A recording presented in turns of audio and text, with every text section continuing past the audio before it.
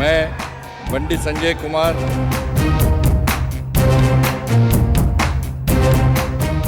भारत के संविधान के प्रति सच्ची श्रद्धा और निष्ठा रखूंगा। मैं भारत की प्रभुता और अखंडता अक्षुण्ण रखूंगा,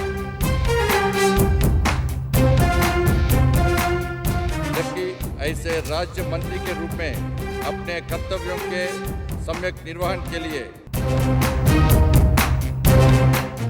నమ్మిన సిద్ధాంతాలనే ఆచరణలో పెట్టే వ్యక్తి, ఎన్ని ఒడిదుడుకులు వచ్చినా వెనకడుగు వేయని నేత, ఓ సామాన్య కార్యకర్తగా తన ప్రస్థానాన్ని ప్రారంభించి నేడు కేంద్ర మంత్రి స్థాయికి చేరుకున్నారు.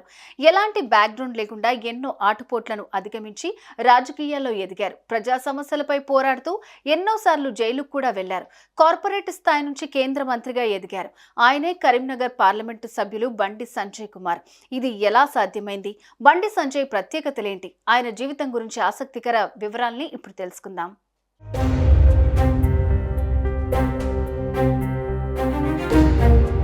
చిన్ననాటి నుండి స్వయం సేవక్గా అలవాటైన క్రమశిక్షణ, హిందూ ధర్మంపై విశ్వాసం, విద్యార్థి ఉద్యమాల్లో చురుకైన పాత్ర, కరీంనగర్ అర్బన్ బ్యాంక్ డైరెక్టర్గా, మున్సిపల్ కార్పొరేటర్గా అందించిన సేవలు, అవినీతికి దూరంగా ఉండడం, రాజకీయంగా విమర్శలు చేయటమే తప్ప అన్ని పార్టీల వారితో వ్యక్తిగతంగా కలుపుగోలుగా ఉండడం, స్థూలంగా బండి సంజయ్ ప్రస్థానం ఇది. ఉమ్మడి కుటుంబం తనకు మరింత బలాన్నిచ్చిందని ఆయన గర్వంగా చెప్తారు.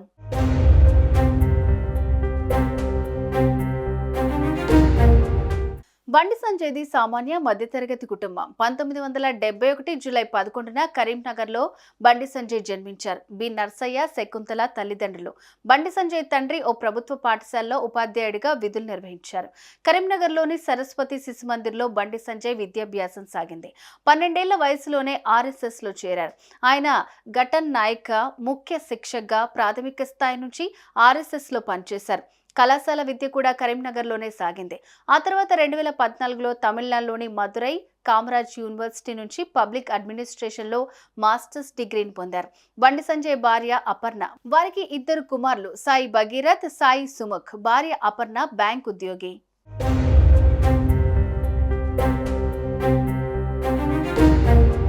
అఖిల భారతీయ విద్యార్థి పరిషత్లో పట్టణ కన్వీనర్, పట్టణ ఉపాధ్యక్షునిగా, రాష్ట్ర కార్యవర్గ సభ్యునిగా బండి సంజయ్ పనిచేశారు.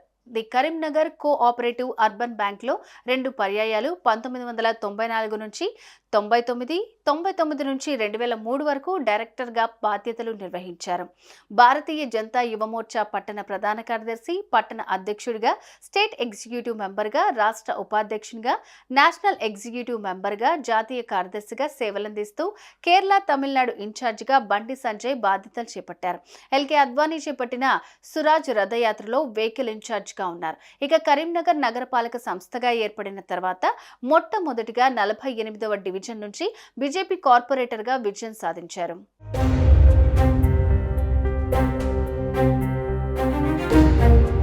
2014 సాధారణ ఎన్నికల్లో కరీంనగర్ శాసనసభ బీజేపీ అభ్యర్థిగా పోటీ చేసిన బండి సంజయ్ ఓడిపోయారు.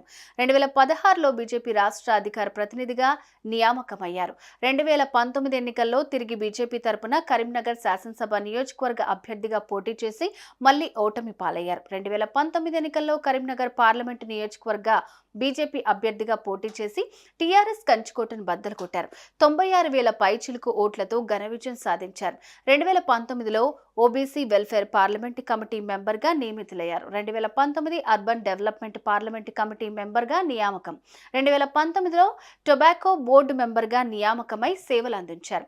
2019లో minority affairs state level committee మెంబర్గా నియమితులయ్యారు. 2020 ఎయిమ్స్ బీబీనగర్ బోర్డు మెంబర్గా నియామకమయ్యారు. 2020 మార్చి 11 నుంచి 2023 జూలై 3 వరకు బీజేపీ తెలంగాణ రాష్ట్ర అధ్యక్షుడిగా పనిచేశారు.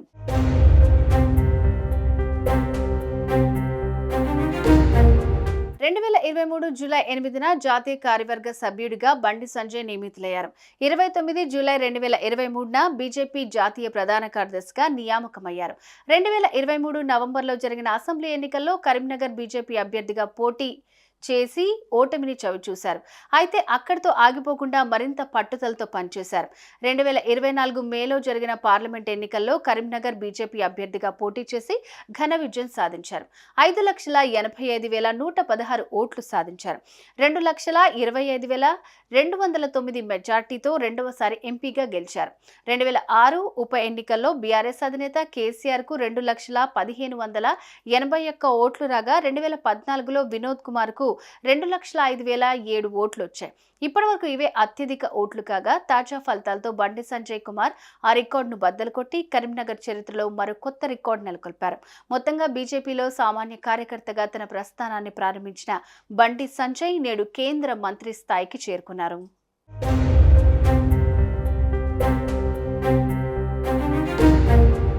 సుమన్ టీవీలో మీ పర్సనల్ అండ్ బిజినెస్ ప్రమోషన్స్ కోసం కింది నెంబర్కి కాంటాక్ట్ చేయండి.